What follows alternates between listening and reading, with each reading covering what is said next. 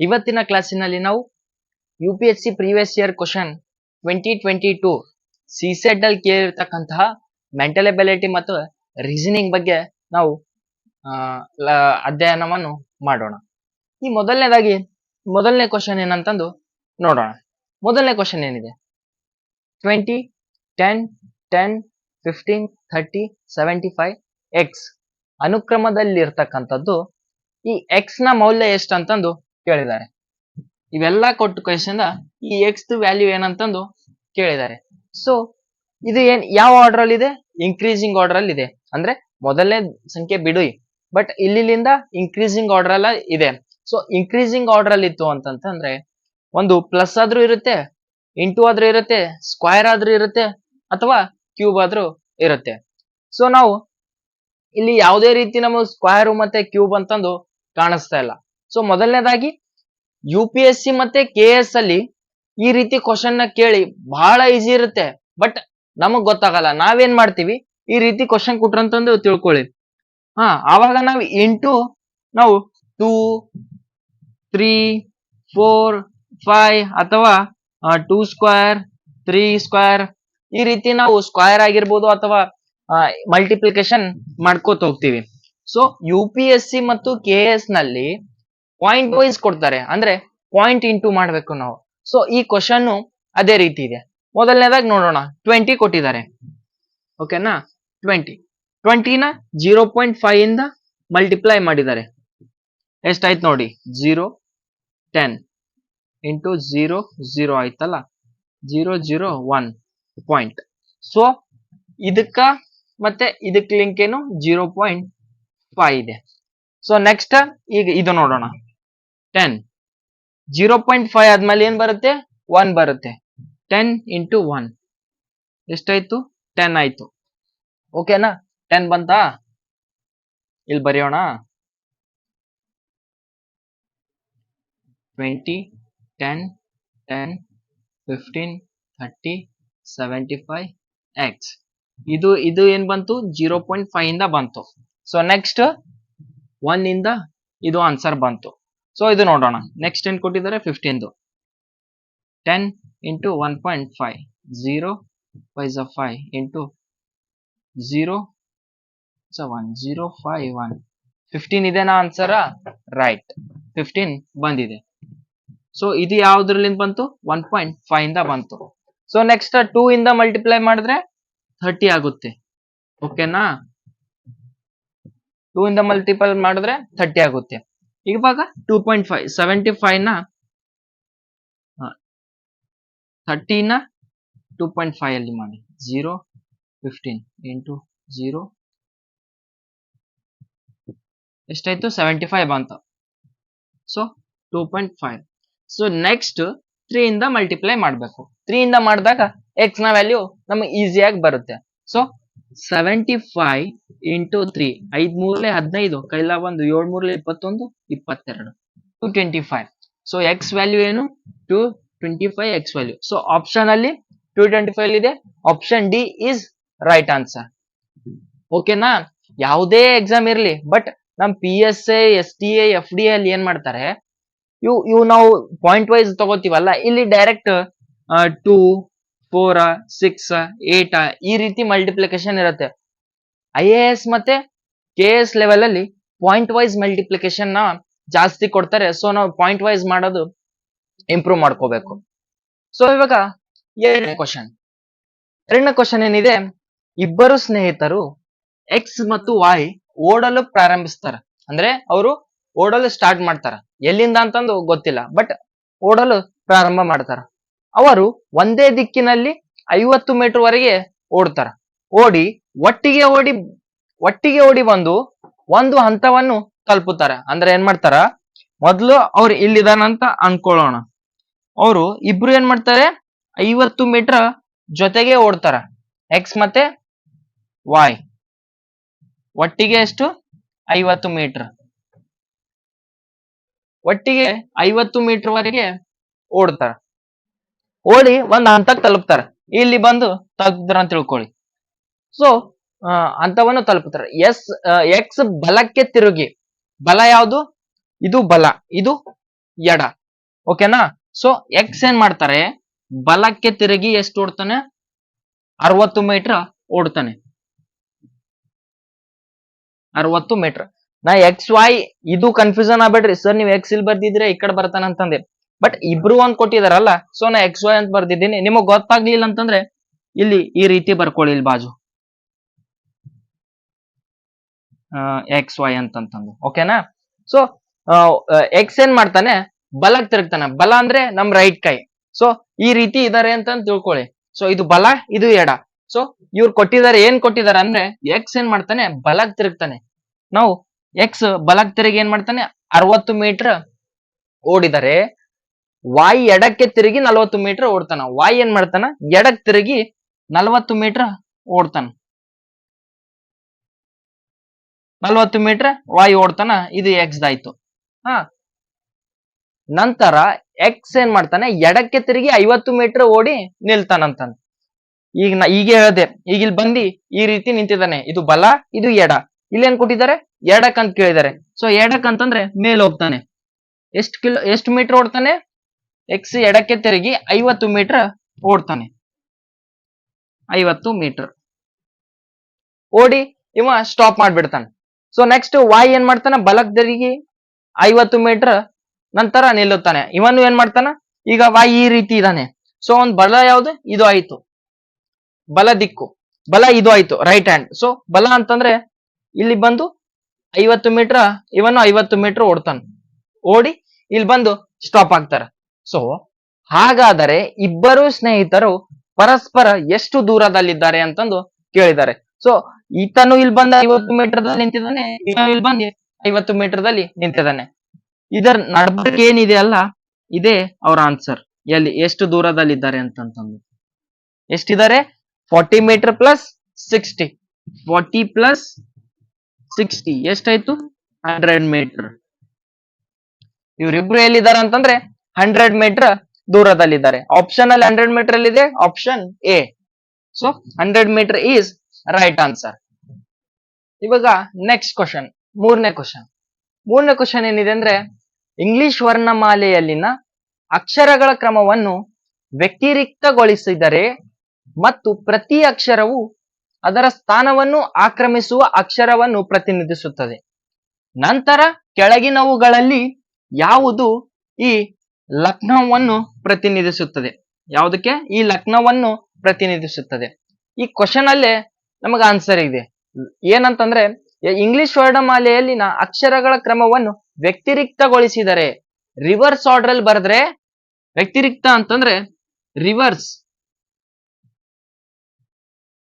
ಈ reverse order ಅಲ್ಲಿ ಬರೆದ್ರೆ ಈ ಲಗ್ನವು ಏನನ್ನ ಪ್ರತಿನಿಧಿಸ್ತದಂತಂದು ಕೇಳಿದ್ದಾರೆ.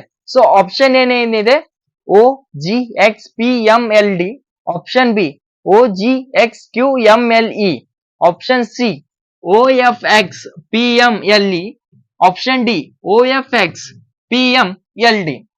ಸೊ ಮೊದಲೇನ್ ಮಾಡ್ಬೇಕು, ಈ ರೀತಿ ಅಲ್ಫಾಬೆಟ್ ಕ್ವಶನ್ ಕೊಟ್ಟಾಗ ನಾವು ಅಲ್ಫಾಬೆಟ್ 1 to 26 ಅಲ್ಫಾಬೆಟ್ ಅನ್ನ ನಾವು ರಫ್ ಪೇಜ್ ಅಲ್ಲಿ ಬರ್ಕೋಬೇಕು. ಎಕ್ಸಾಮ್ ಹಾಲ್ ಅಲ್ಲಿಯೂ ಕೂಡ ನಾವು ರಫ್ ಪೇಜ್ ಅಲ್ಲಿ ಈ ಅಲ್ಫಾಬೆಟ್ ಅನ್ನ ಬರಿಬೇಕು. ಮೊದಲನೇದಾಗಿ ಅಲ್ಫಾಬೆಟ್ ನ ಬರೆಯೋಣ. A B C D E F G H I J K L M N O P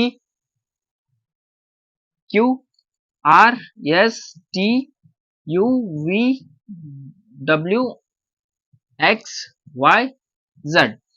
so ಮೇಲ್ಗಡೆ ಏನ್ ಮಾಡೋಣ ನಾವು, ಕಂಟಿನ್ಯೂಸ್ ಆರ್ಡರ್ ಅಂದ್ರೆ 1 2 3 4 5 6 7 8 9 10 12 13 14 15 16 17 18 19 20 21 22 23 24 25 26.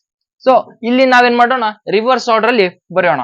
ಸೊ ಜಡ್ ಅನ್ನ ನಾವು 1 2 3 4 5 6 7 8 9 10 11 12 13 14 15 16 17 18 19 20 21 22 23 24 25 26. ನಾವು ಈ ಲಕ್ನೋವನ್ನ ನೋಡೋಣ. ಲಕ್ನೋ ಅಂತಂದು ಬರೀ.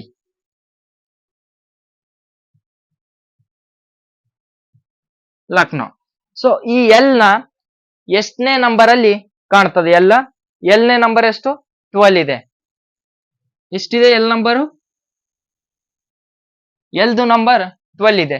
ಕ್ವಶನ್ ಅಲ್ಲಿ ಏನಂತ ಕೇಳಿದಾನೆ, ರಿವರ್ಸ್ ಆರ್ಡರ್ ಅಲ್ಲಿ ಈ ಎಲ್ ನ ರಿವರ್ಸ್ ಆರ್ಡರ್ ಅಲ್ಲಿ ಏನ್ ಬರ್ತದ ಅಂತಂದು ಕೇಳಿದಿರ್ತಾನೆ. ಸೊ ರಿವರ್ಸ್ ಆರ್ಡರ್ ನೋಡೋಣ. 1 2 3 4 5 6 7 8 9 10 11 12. ಈ ರಿವರ್ಸ್ ಆರ್ಡರ್ ಅಲ್ಲಿ ಎಲ್ ಜಾಗ, ಈ 12 ನಂಬರ್ ಅಲ್ಲಿ ಎಲ್ ಜಾಗ ಇದೆ ಅಂದ್ರೆ ಈ ರಿವರ್ಸ್ ಆರ್ಡರ್ ಅಲ್ಲಿ 12 ಜಾಗದಲ್ಲಿ ಓ ಇದೆ. ಸೊ ಈ ಎಲ್ ಜಾಗದಲ್ಲಿ ಏನಿದೆ? ಓ ಇದೆ. ಯು ಎಲ್ಲಿದೆ? ಯು 21 ಪ್ಲೇಸ್ ಅಲ್ಲಿ ಇದೆ. ಸೊ ರಿವರ್ಸ್ ಆರ್ಡರ್ ಅಲ್ಲಿ 21 ಪ್ಲೇಸ್ ಯಾವುದು? ಎಫ್ ಇದೆ. ಓಕೆನಾ? ಯು ಪ್ಲೇಸ್ ಅಲ್ಲಿ ಎಫ್ ಬರುತ್ತೆ. ಸಿ ಎಲ್ಲಿದೆ?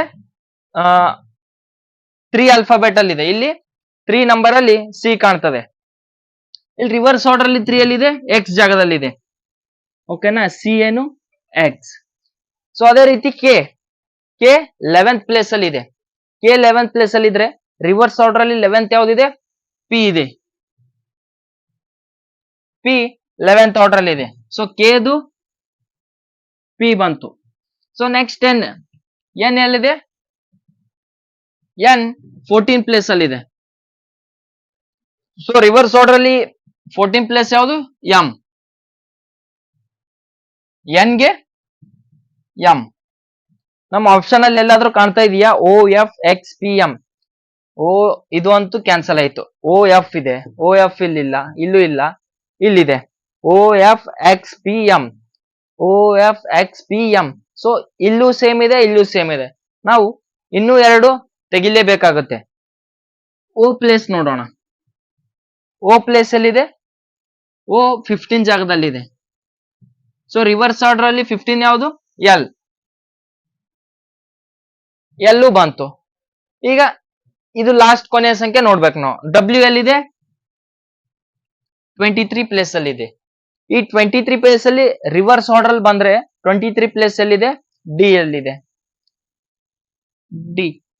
ಸೊ ನಮ್ಮ ಆನ್ಸರ್ ಏನು? O F X P M L D. ಎಲ್ಲಿದೆ? M L D. ಇಲ್ಲಂತೂ ಇಲ್ಲ. M L D. So option D is right answer. Fourth question ಏನಿದೆ? ನಿರ್ದಿಷ್ಟ ವಸ್ತುವಿನ ಬೆಲೆಯಲ್ಲಿ ಹೆಚ್ಚಳವು 25% ಆಯ್ತು. ಅಂದ್ರೆ ಯಾವುದೋ ಒಂದು ವಸ್ತು ಇದೆ, ಆದ್ರೆ ಸ್ಟಾರ್ಟಿಂಗ್ ಏನಾಯ್ತು? 25% ಹೆಚ್ಚಾಯ್ತು. ಓಕೆನಾ? ಒಂದು ನಿರ್ದಿಷ್ಟ ವಸ್ತುವಿನ ಬೆಲೆಯಲ್ಲಿ ಹೆಚ್ಚಳವು 25% ಆಯ್ತದ ಫಸ್ಟಿಗೆ. ನಂತರ ಬೆಲೆ ಏನಾಗ್ತದ? 20% ಕಡಿಮೆ ಆಗ್ತದ. ಮೊದಲು ಇನ್ಕ್ರೀಸ್ ಆಯ್ತು. ಸೊ ನೆಕ್ಸ್ಟ್ ಏನಾಯ್ತು? 20% ಡಿಕ್ರೀಸ್ ಆಯ್ತು. ನಂತರ ಮತ್ತೆ 10% ಹೆಚ್ಚಿಗಾಯ್ತು. ಏನಾಯ್ತು? ಮೊದಲು 25% ಹೆಚ್ಚಿಗಾದ್ರೆ ನೆಕ್ಸ್ಟ್ ಏನಾಯ್ತು? 20% ಕಡಿಮೆ ಆಯ್ತು. ಅನಂತರ 10% ಏರಿಕೆ ಆಯ್ತು. ಪರಿಣಾಮವಾಗಿ ಈ ಬೆಲೆ ಏರಿಕೆ ಎಷ್ಟಾಗಿದೆ ಅಂತಂದು ಕ್ವಶನ್ ಕೇಳಿದ್ದಾರೆ. ಸೊ ಆಪ್ಷನ್ ಏನಿದೆ? 5% ಇದೆ, 10% ಇದೆ, 12.5 ಇದೆ, 15% ಇದೆ. ಈ ರೀತಿ ಪರ್ಸೆಂಟೇಜ್ ಅಲ್ಲಿ ಕೇಳಿದ್ರೆ ಯಾವುದೇ ವಸ್ತು ಕೂಡ್ಲಿ ನಾವು ಮೊದ್ಲೇನ್ ಮಾಡ್ಬೇಕು? 100% ಅಂತಂದು ಕನ್ಸಿಡರ್ ಮಾಡ್ಬೇಕು. ಓಕೆನಾ? ಸೊಲ್ಯೂಷನ್ ನೋಡೋಣ. ಈಗ 100% ಇದೆ. ಈ 100% ಅಲ್ಲಿ ಮೊದ್ಲೇನಾಯ್ತು? ಒಂದು ವಸ್ತು ಅಂತಂದು ಇಟ್ಕೊಳ್ಳಿ. 1000 ರೂಪೀಸ್ ಒಂದು ವಸ್ತು ಇದೆ ಅಂತ ತಿಳ್ಕೊಳ್ಳಿ. ಅದು ಫಸ್ಟ್ ಗೆ ಏನಾಯ್ತು? 25% ಇನ್ಕ್ರೀಸ್ ಆಯ್ತು.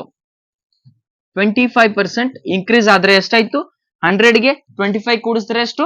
125% ಆಯ್ತು. ಸೊ 125% ಆಯ್ತು. ನೆಕ್ಸ್ಟ್ ಏನಾಯ್ತು? 20% ಕಡಿಮೆ ಆದಾಗ, ಓಕೆನಾ? 20% ಕಡಿಮೆ ಆಯ್ತು. ಇದು ಡಿಕ್ರೀಸ್ ಸಿಂಬಲ್, ಇದು ಇನ್ಕ್ರೀಸ್ ಸಿಂಬಲ್. ಇನ್ಕ್ರೀಸ್ ಆದಾಗ 125 ಆಯ್ತು. ಈಗ ಡಿಕ್ರೀಸ್ ಕೇಳ್ತಾ ಇದಾರೆ.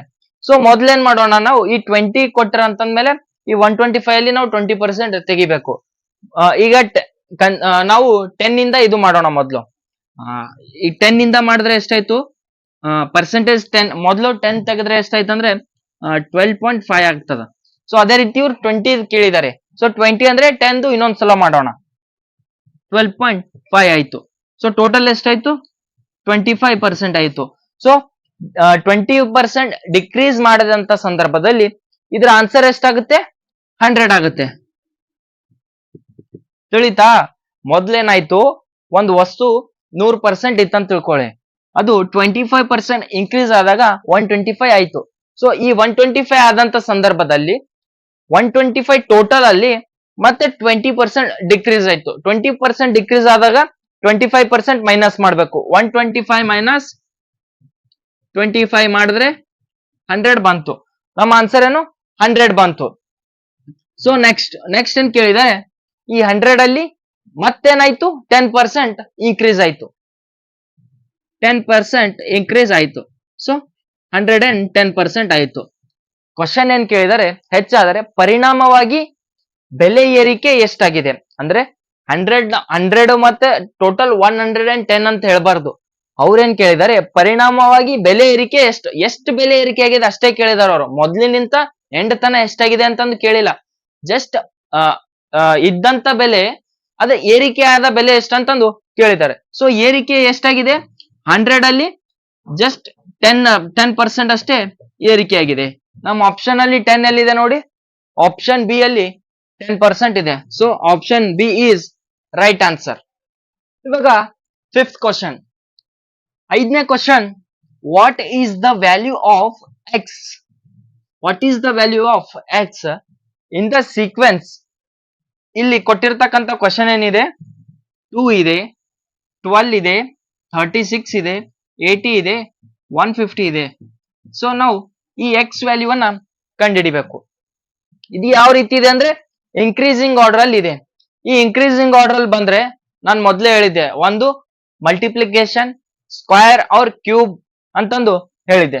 ಸೊ ಇಲ್ಲಿ ನಾವು ಸ್ಕ್ವೇರ್ ಮತ್ತೆ ಕ್ಯೂಬ್ ಅಂದ್ರೆ ಇದು UPSC ಲೆವೆಲ್ ಅಲ್ಲ, ಹಾರ್ಡ್ ಕ್ವಶನ್ ಜಾಸ್ತಿ ಬರ್ತದೆ. ಅಂದ್ರೆ ಹಾರ್ಡ್ ಏನಿರಲ್ಲ, ಬಟ್ ನಾವು ಥಿಂಕ್ ಮಾಡ್ಬೇಕು ಅಷ್ಟೇ. ಸೊ ಇಲ್ಲಿ ನೋಡೋಣ, ಇಲ್ಲಿ ಮೊದ್ಲೇನ್ ಮಾಡೋಣ, ಸ್ಕ್ವೇರ್ ಮಾಡೋಣ. ಒನ್ ಸ್ಕ್ವೇರ್ ಎಷ್ಟಾಯ್ತು? 1 ಆಯ್ತು. ಪ್ಲಸ್ 1 ಕ್ಯೂಬ್ ಮಾಡೋಣ. 1 ಕ್ಯೂಬ್ ಎಷ್ಟಾಯ್ತು? 1 ಆಯ್ತು. 1 + 1 = 2. ಸೊ 2 ಆನ್ಸರ್ ಬಂತು.